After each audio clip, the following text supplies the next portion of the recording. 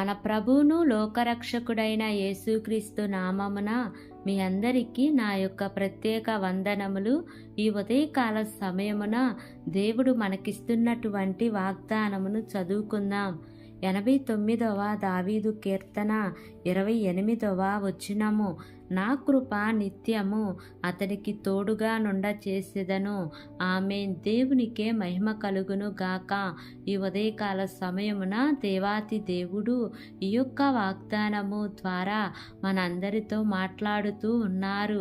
ఈ యొక్క వాక్యమును మనం జ్ఞాపకం చేసుకుంటే, నా కృప నిత్యము అతనికి తోడుగా నుండ చేసేదను.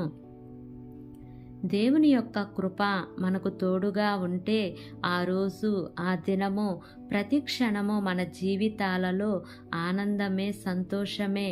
ఏ పని చేసినా ప్రతి ప్రయత్నాలన్నిటిలో కూడా దేవుడు సఫలం చేస్తాడు. ఆయన కృప మనకు తోడుగా ఉంటే మన స్థితిగతులు మారతాయి, మన పరిస్థితులు మారతాయి, మన జీవితాలు మారతాయి. మనం అన్నిటిలో కూడా ఆశీర్వదించబడతాము.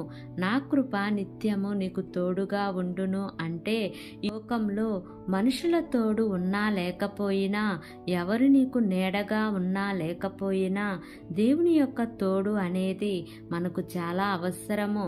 ఆయన మనకు తోడుగా ఉంటే ఎవరు కూడా మనల్ని ఏమి చేయలేరు. మరి దేవుడు దావీదుతో ప్రమాణము చేస్తూ వాగ్దానం ఇచ్చి మాట్లాడుతూ ఉన్నాడు. నేను అబద్ధమాడను, నేను ఖచ్చితంగా ఆ వాగ్దానమును నీ జీవితంలో నెరవేరుస్తాను అని దేవుడు దావీదుకి మాట ఇచ్చినాడు. అసలు దేవుడు దావీదుకి ఇన్ని వాగ్దానములు ఇచ్చి బలపరచటానికి కారణం ఏమిటి? అసలు ఎందుకని దేవుడు దావీదుని ఇంత ఉన్నతంగా ఆశీర్వదించాడు? ఆశీర్వదించటమే కాకుండా, నేను నీకు తోడుగా ఉంటాను, నా చేతి నీడలో నిన్ను భద్రపరుస్తాను, అంతేకాకుండా నీ సింహాసనమును నేను నిలుపుతాను అని దేవుడు గొప్ప వాగ్దానమును దావీదుకిచ్చినారు. ఎందుకని దావీదు అలాంటి ఆశీర్వాదములను, దీవెనలను పొందుకున్నాడు అంటే, దావీదుకి ఎప్పుడూ కూడా ఆయన కృప తోడుగా ఉంటుంది. దావీదు ప్రతిరోజు, ప్రతి దినము, దినమునకు 7 మార్లు దేవునికి ప్రార్థన చేస్తూ, దేవుణ్ణి స్తుతిస్తూ, దేవుణ్ణి కీర్తిస్తూ, దేవుని యొక్క నామమును ఘనపరిచేవాడు. అంతేకాకుండా దేవుని యొక్క వాక్యమును అనుదినము ధ్యానిస్తూ ఉండేవాడు.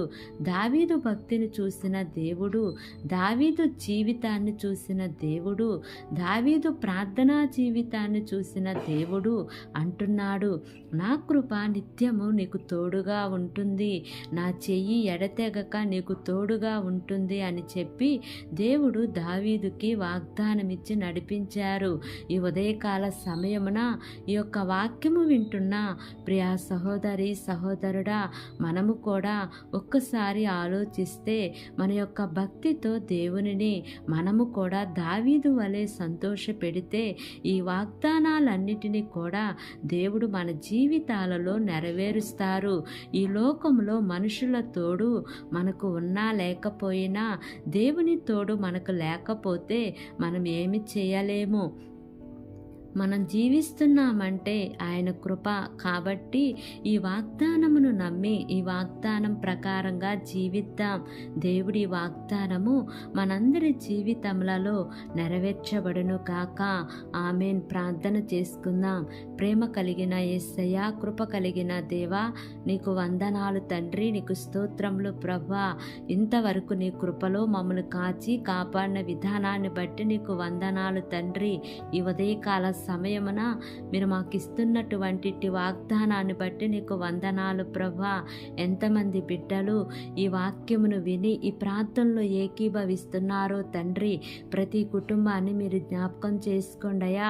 నీ మేలుల చేత వారిని తృప్తిపరచండి దేవా. దావీదుకి తోడుగా ఉండి నడిపించిన దేవా, అతని భక్తి జీవితాన్ని చూసి ఆశీర్వాదములు ఇచ్చిన, నడిపించిన తండ్రి, ఈరోజు మేము చేస్తున్నటువంటి ప్రార్థనలను ప్రార్థనలను కూడా ఆలకించి మీరు మాకు అన్ని విషయాలలో తోడు ఉండి నడిపించండి తండ్రి. నీ కృపను మాకు తోడుగా ఉంచండి ప్రభువా.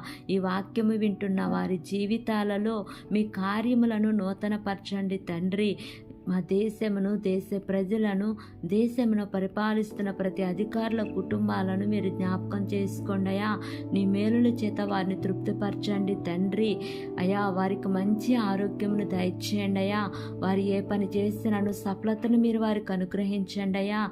ఈ దినము నూతనంగా ప్రారంభిస్తున్న ప్రతి కార్యక్రమంలో యేసయ్యా మీరు ముందుండి నడిపించమని, ఈ దినము ప్రయాణం చేస్తున్న ప్రతి బిడ్డకు యేసయ్యా నీ కాపుదల, నీ కృప తోడుగా ఉంచమని, నా యొక్క ప్రార్థన ఆలకించి అంగీకరించమని నజరేయుడైన యేసు అతి పరిశుద్ధ నామమున అడిగి వేడుకుని పొంది ఉన్నాము తండ్రి.